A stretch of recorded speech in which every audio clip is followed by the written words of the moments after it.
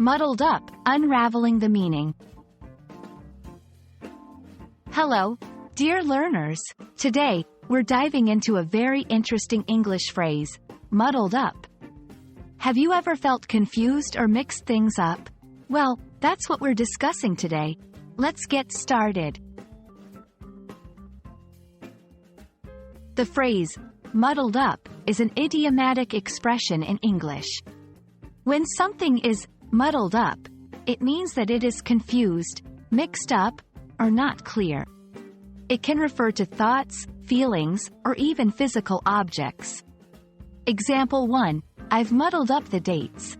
Was the meeting today or tomorrow? Example 2. After the accident, his thoughts were all muddled up. Using muddled up in sentences can be a lot of fun. Here are a few examples and situations where you might use it. 1. Organizing events. I muddled up the names on the invitation list.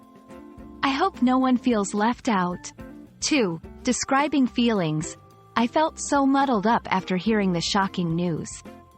3. Talking about tasks. Please don't muddle up the papers on my desk.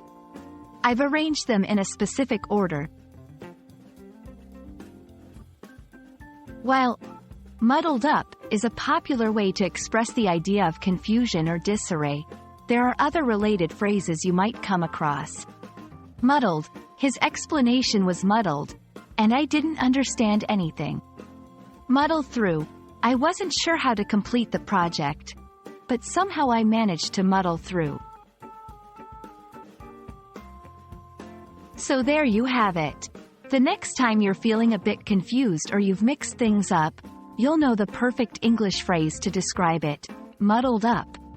We hope this has helped clarify things for you, and not muddled them up even more. Keep learning, and see you in the next video.